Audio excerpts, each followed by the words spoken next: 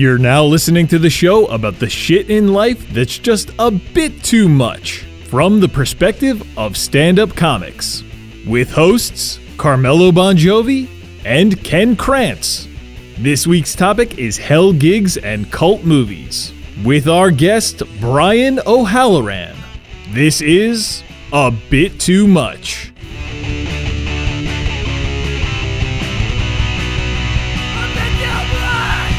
Comedy in acting versus comedy in stand-up, right? It's such a different art form. Like, I mean, I would imagine some of the same. I'd love to get your point of view on some of this. Like, I'd imagine some of the same things and timing applies. But do you have a preference of one to the other? I mean, when you're doing stand-up, for the most part, you're by yourself, and it's you engaging the audience. It's fairly loose. Yes, you have a set, you have a way of telling your story and your joke and getting to the punchline and whatnot. While acting comedy for film, you're not getting that feedback of a live audience. I don't know.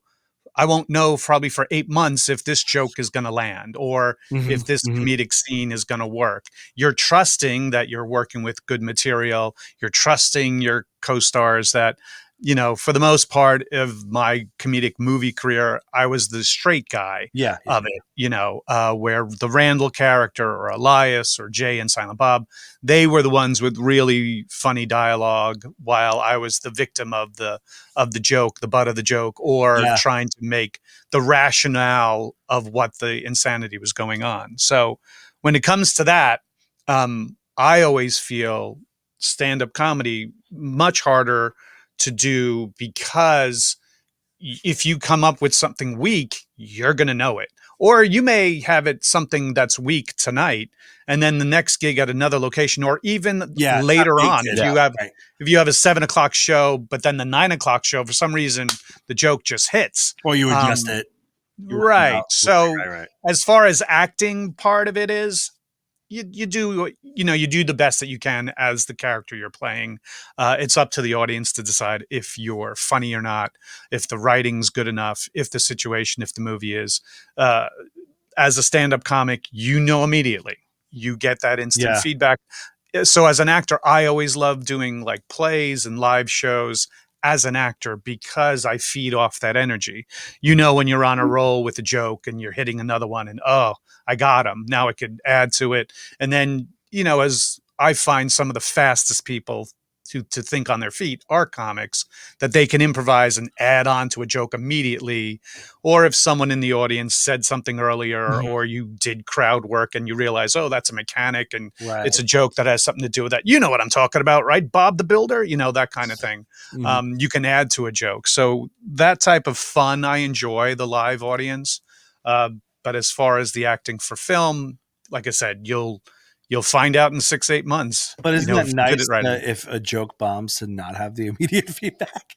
True. You know what I mean? Like, if it's like, because in a movie, hour and a half of jokes, they're not going to all be amazing. No. You know, in fact, maybe half of them will. But the ones but then you really remember those great ones, you know, and you can like quote the movie more so than you would ever quote like a stand. But, you know, I guess my point is like, I guess it's a play to your strengths thing too. It's like what you're better at. But like, the reason why like improv comedy never appealed to me, one, because I've seen an improv show,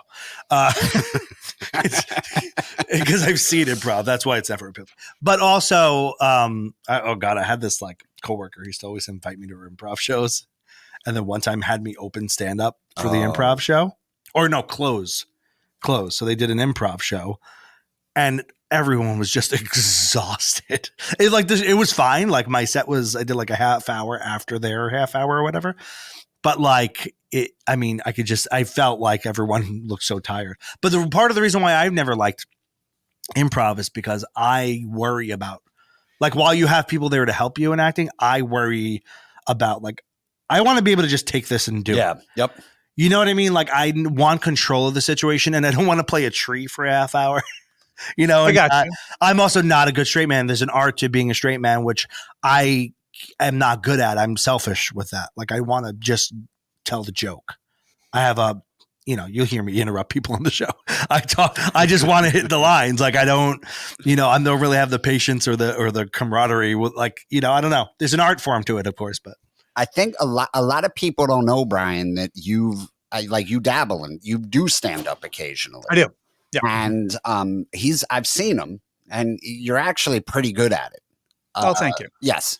And I've done a tiny bit of acting here and there, and it's like I have the complete opposite. Like to me, acting was some of the hardest shit I've ever that's attempted. how I feel, yeah. It just felt like I was letting down an entire room of people simultaneously. Yeah. The pressure on a set is way higher to me than a stand-up show. I'm fine disappointing myself. Like if I bomb or I have a shitty set, like I'm okay disappointing myself, but the idea that you're like letting down other people was so stressful. It doesn't feel like when you bomb in stand up, or if it's just not, even if it's not a bomb, just like whatever, like a joke doesn't go over well. It doesn't. I never feel like I'm letting down the audience. I just feel like that was a weird show. It's much more selfish. I'm like, I had a bad night. Fuck them. I had a bad night. Whereas I agree. If I'm honest, I've directed things. Especially in like an advertising capacity. I was creative director for a long time. So like I like being on set. Like I really love the idea of being on set, and I love being there, and I love like the atmosphere of being on set. I do not want to be the actor. Yeah. I feel the same way. I'm letting people down. I'm weird. Everyone's watching me silently. Yeah, there is a pressure, obviously, being in front of the camera. You've been given a task. You need to get it done. It's memorization for the most part. Right. And you have everybody looking at you, sound guys, makeup people, the obviously the camera guys and other actors, and the pressure is on you. The only benefit to filming, either television or film itself, is you do have a chance to do it again. You can't be up on a live stage and go, wait. Let me try this joke one more time. See, you didn't get it. See, the punchline is that, you just can't do that. While you have to do it again in television, right? If you do it well, they have you do another take. You have to do it again, right? You do for safety or whatever. Or, sometimes a director will be like, all right, do you have anything you want to add or whatever? And they'll give you that opportunity to improv something or add something to their writing. But yeah, the pressure can be there. That's why, when I tell young people who want to get into this industry, there are three major things you got to do. Number one, your main job, learn your lines. Just fucking learn your lines. That's why they've hired you. Number two, be early for whatever appointment you're going to be. If it's a noon appointment, get there 11:45. That's when you're on time. And number three is be nice to everybody on set. There's no reason to be like, this is not fucking soy milk. You know what I mean? There's no need for that, because there have been people who I've worked on films that were crew who are now directors or even producers on other films over the 30 years I've been working. You never know. I mean, people aren't going to be that PA forever. Yep. They're obviously trying to attain something better, and eventually they will. And you may still be working in the industry in the sense that you may have to work with these people. So, and that's a general golden rule for life. Just don't be a dick. Yeah. Those are good. All those things you said are like being professional, right. Like be competent. But I think comics a lot of times don't do any of those three things. They're, I'll say the first one. I don't remember my own lines. I don't remember anyone else's. I don't know if I ever tell the joke the same way twice, even if I've been doing it a long time. But that's a different story. But I believe in that. Be on time and don't be a dick. In what job? It's funny because comedy blurs such a line of social versus work that I think that a lot of comics have not had real jobs and ever in their life. So they don't have a professional. They don't understand how to just be professional a lot of times. You know what I mean? Your job is to push envelopes. Your job is to focus a lens on the absurd as a comedian, to point out to the audiences either A, look how fucking absurd my life is, or look how absurd the world is, or look how weird and funny this observation I made. So your job is to kind of not be in the normal box of behavior of anything. And people go, ha, that's funny. Right. It's the same thing.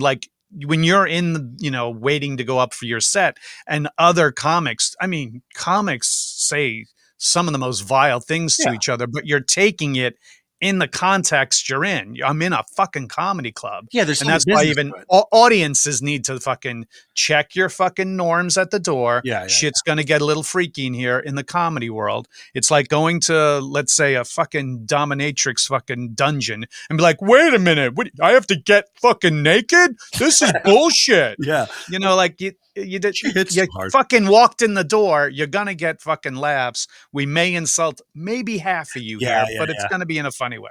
Right. But there's the business side to it, though, which is what we're talking about, like being professional for the club, one. Right.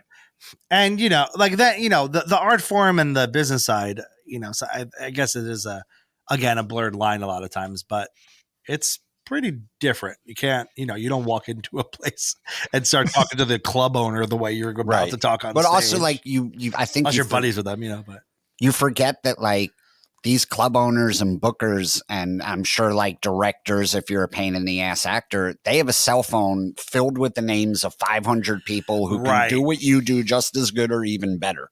Yep. How many shows have we all been on where there's a comic who really, they really truly believe that club, that night, that audience needs them. Yeah.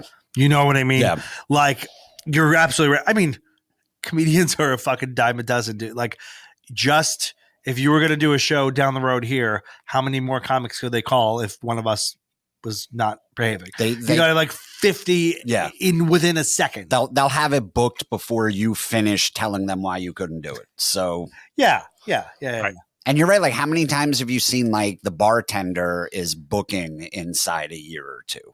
It's right. Yeah, exactly. The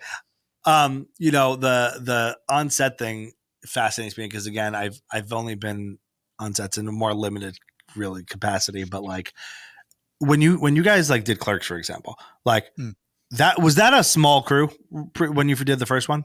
Or was it still a pretty big crew? I mean, the word got out to all of Kevin's friends, and there was like 14 people in that tiny, if you've ever been to the Quick Stop or even the RST Video next door, to fit 14 people, just even in that store, is like, okay, we're crowded. Yeah. By the second or third night, people figured out, who didn't know about filmmaking, how absolutely laborious and repetitive the process is, and slow. It's just slow. The old adage, hurry up and wait, is an absolute true adage for a reason. Yeah. There's a lot of, all right, let's get the lights.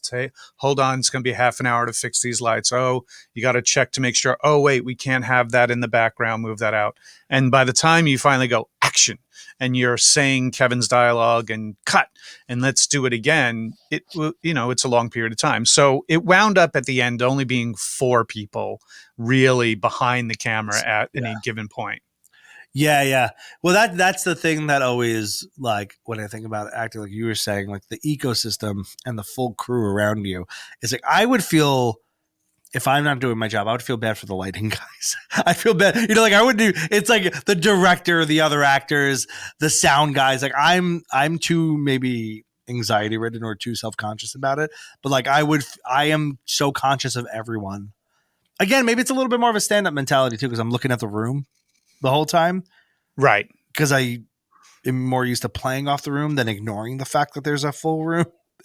But that's where coming, like the number one rule, coming in prepared with what you need to do takes all the pressure off of you. And then you can enjoy the process of what's going on or not enjoy it. It's up to you.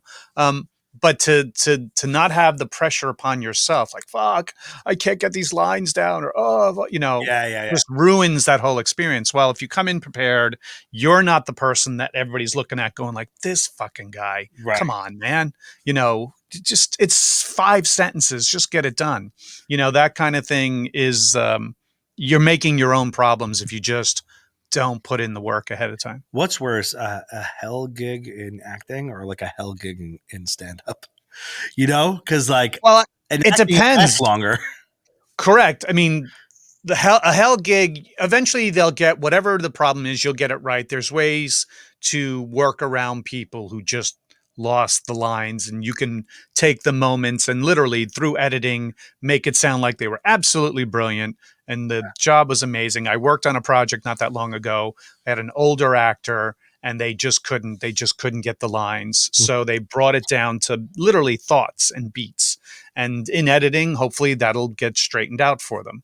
Right. But to bomb live, you're sometimes mingling with the audience afterwards, or sometimes you're just out that back door and you're hopefully driving out and going like, fuck, I'm never going to be playing there again. Do you know what the absolute worst is? It's when you get booked on the road for like a casino or something, and you bomb the night before, and then you got to go see everybody at breakfast the next day because they don't have room service. Like that's why a cruise always seemed like a nightmare to me.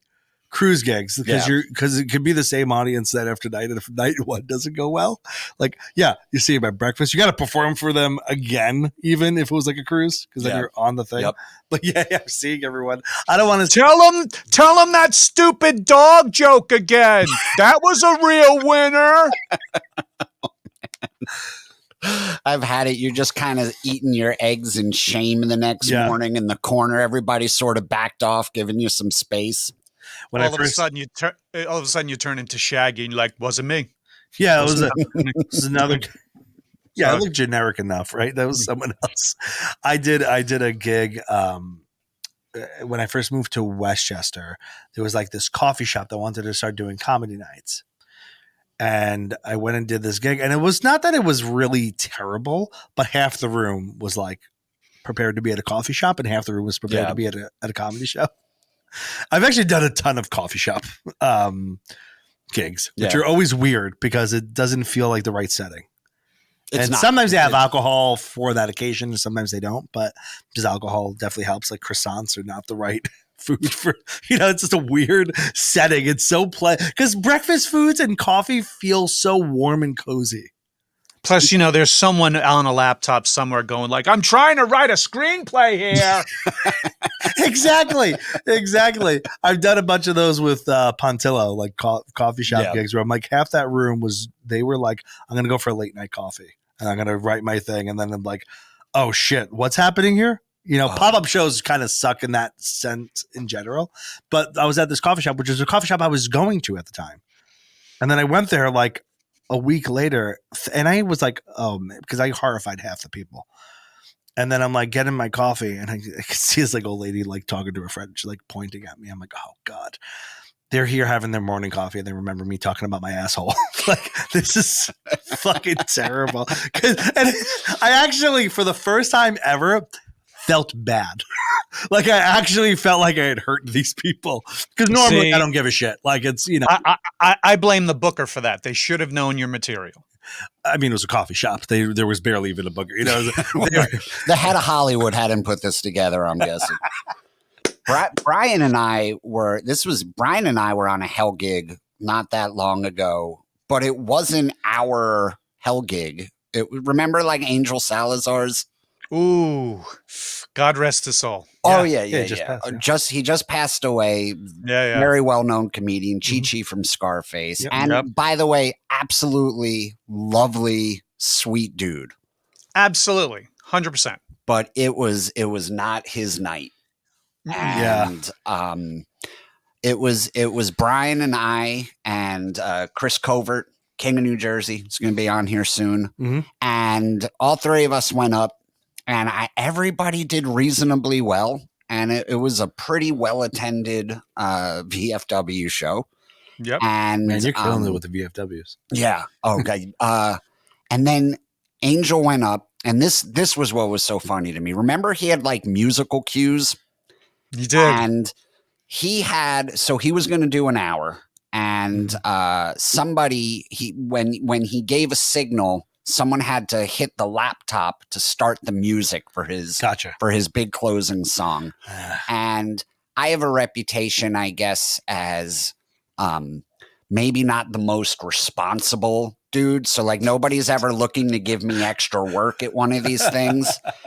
And somehow, even though it definitely shouldn't have been Brian, they ended up like Brian was the guy best best to fucking hit the button when this guy gave his. You've worked in other types of media. You seem more put together. He has a laptop. Ken's like, I just microdosed mushrooms. You know, yeah, I would make the same decision. So they put poor Brian behind the backdrop. And he was on a little bar stool with the laptop. I remember like his knees up like this with the laptop, just waiting for this dude to shout out his cue from the stage. And I was like running him drinks, you know, because I felt bad that he had to do it. Oh, running Brian drinks. Yeah, I was running Brian drinks. Yeah. And Angel was, you know, not sober on whatever. Somebody was running him drinks. I would know. I was the one running him drinks. I was running both of them drinks, but he was not. He was locked in the manager's office for a couple hours before the show started. I noticed at dinner he only ate an olive, but he started off badly, and the crowd turned very quickly. I remember he told some dude that his shirt was gay. And such a dumb, like, innocuous comment. Yeah, right. The dude took so much offense, started screaming at him. Then he walked out to the lobby, and pretty soon they all walked out in droves. The worst thing you could say to somebody at a VFW is that something's gay. Do you know, like, I mean, when I think of who's at a VFW, it's, I mean, maybe because I'm thinking of actual veterans when I think of that. Yeah. But like, that sounds like it's such a silly thing you could say in a regular comedy show that would probably not take huge offense.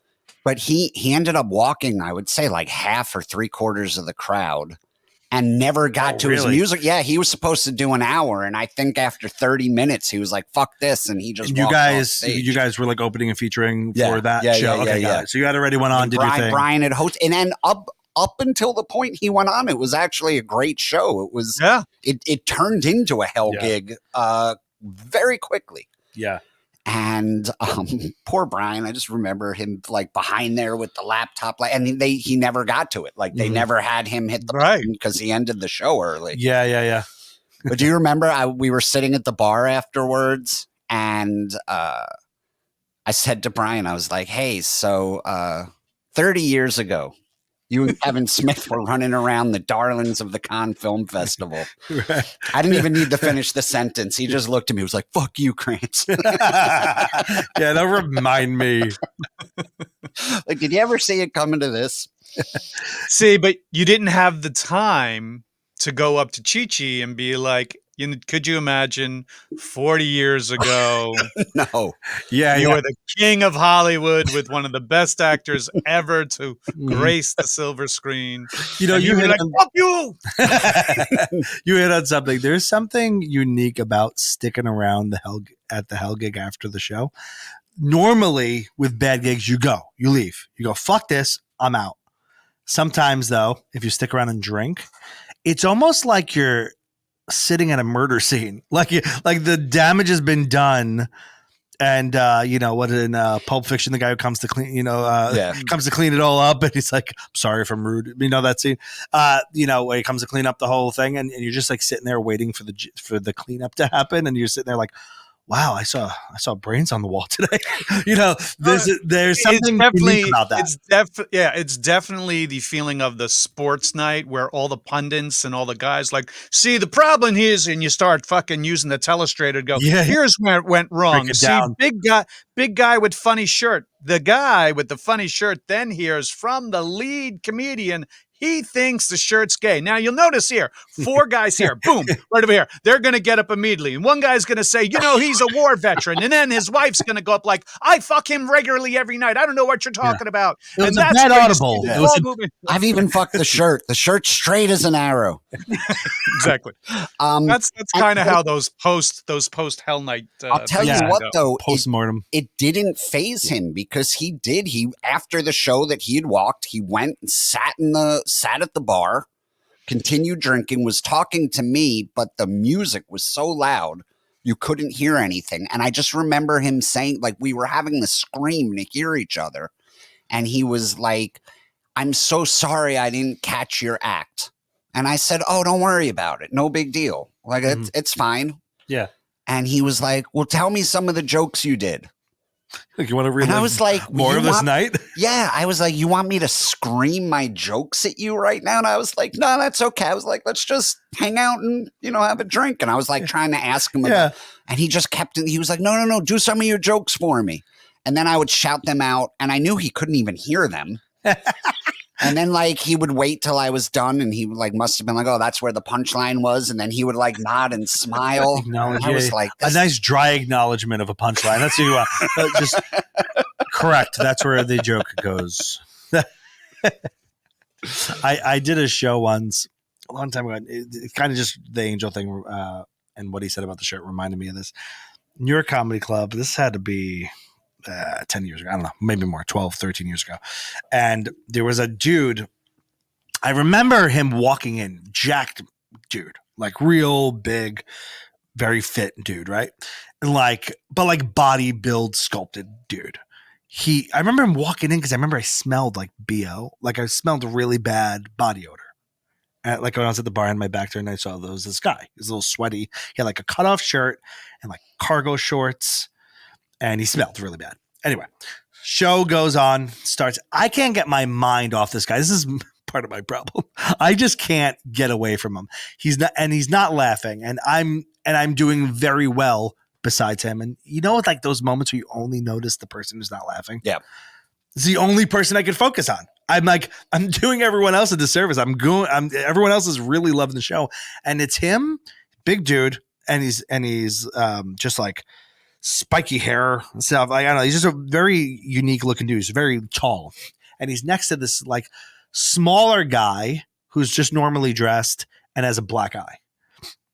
And I don't know why I couldn't let go of this guy. I had the room really well. And I just kept honing in on him because he was just unique looking and he wasn't laughing. So I just couldn't get off of him.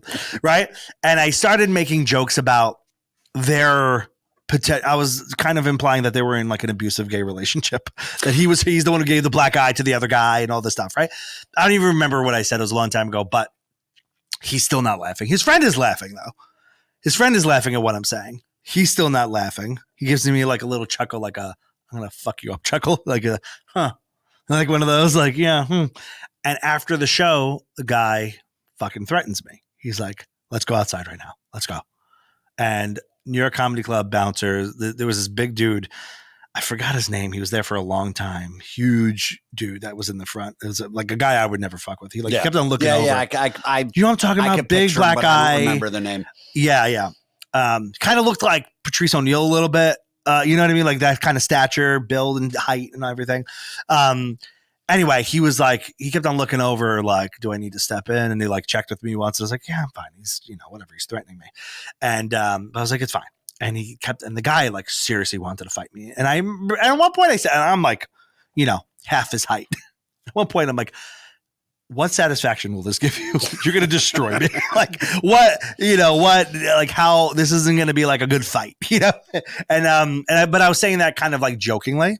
And then at one point I just, I grew up in Queens. I've taken beatings before. It just I just accepted. I'm like, I'm going to go outside and I'm going to have to fight this dude. And, then is this girl came we knew and pulled him away and calmed him down and everything. Right. And afterward, he came and apologized for his behavior. And he was like, but listen, I'm sorry. And he had claimed that he had killed people in Iraq or something.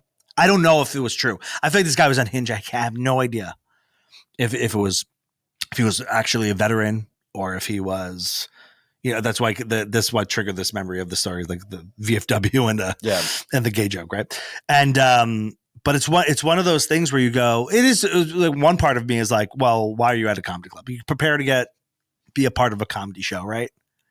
But on the other side of it, it's sometimes as comics, I think we also forget. You could hurt a person's feelings. Yeah. I don't think anything I said was really that cutting. It was kind of stupid, but you kind of forget, hell show or good show, whatever. If you fuck with someone, not everyone's used to being fucked with. Yeah. Yeah. You know, you got to be prepared. If you're going to do crowd work, the crowd may turn on you. Yeah. And, you know, someone can be like, well, that's not funny, you know, or someone walks in, bought these tickets weeks ago, months ago, whatever. Yeah. Coming in to see whoever. Something in their daily life that day happens that they're like, fuck. Oh, but I paid all this money for this ticket. No, this will be good for me. Let me go see if I can get something to relieve my whatever is going on in my real life. And I get that. Some people come in and they have real life issues, and you got to be aware that eventually someone's like, that's not fucking funny. My mother just fucking blew a guy in the parking lot. That's not cool. You know, that kind of a thing, you know, where it just triggers some people off. And you just got to be like, I'm so sorry. I did not know that. I missed the beginning where we all introduce each other. Hi, I'm Brian. I'm an alcoholic. Right. I forgot to ask you to catch me up on your Correct. life. Exactly. Also, I'm sorry about your mother. I fall back. I'm sorry that your mother blew a dude in the parking lot, and Right. and that you knew. Right. That's the worst part of that, is that you knew your mother blew someone in the parking lot. Well, no, it turns out it's you, the comedian, who she blew, and they're like, "Fuck!" Now I see why you're mad at me. Yeah. But on the other side of it, you know, talking about what we were saying before, acting versus stand up.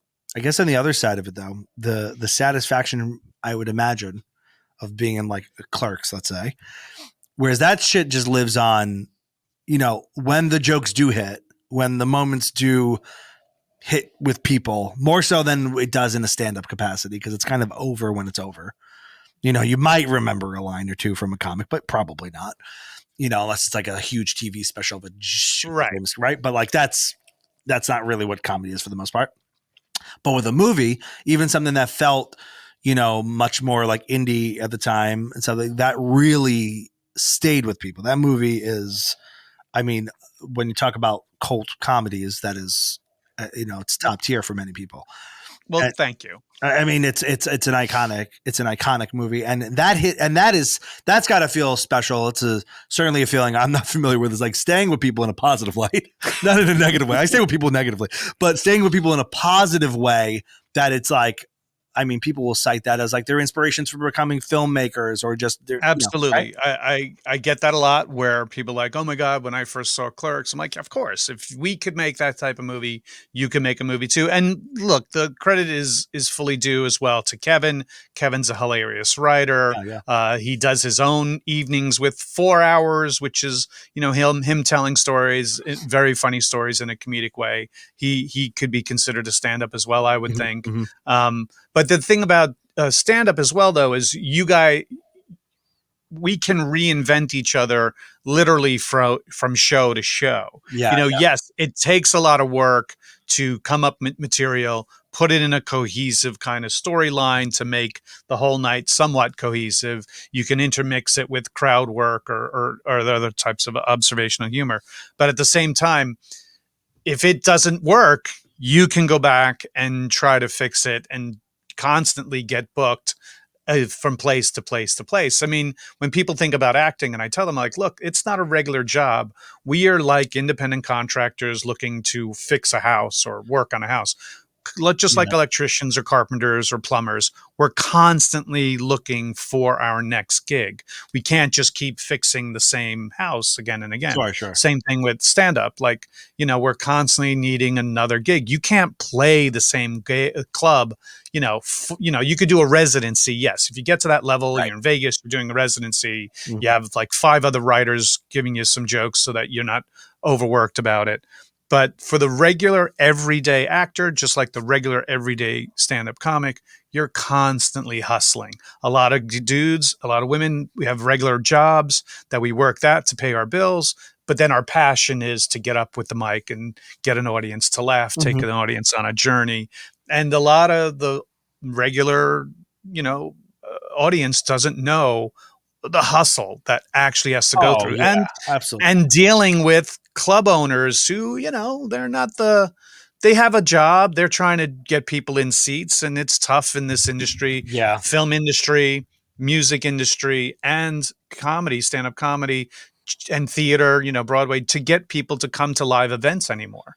It's a tough gig. Yeah.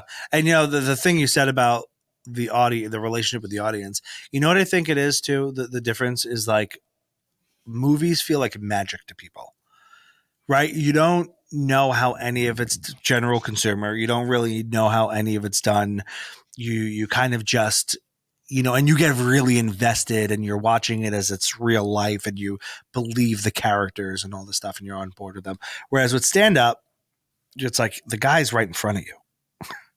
The man or woman who's performing is right in front of you, and it feels like like you're in the room with them. And also the art form itself, like radio, is that way too. Like you feel like it's real people talking to you.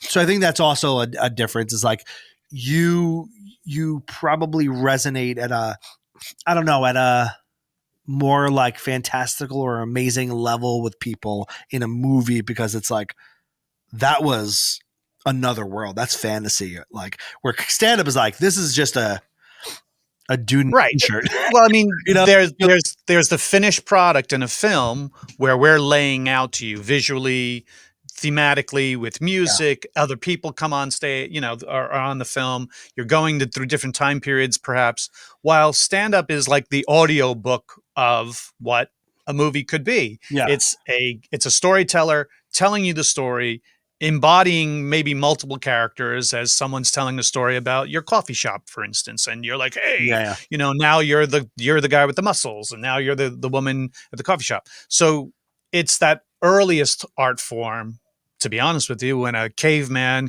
came back to the village to describe how he nearly got eaten by whatever, and he's describing it and blah blah blah, and so someone went, wait a minute, we should put this on the wall, and starts drawing this story on the wall, and so it starts like that. So stand up is very much similar to just storytelling in general. That just is more entertaining because it's got a comedic ending. See, that's why I think improv shows are the worst of both worlds, because it's in front of you and all the magic is taken out.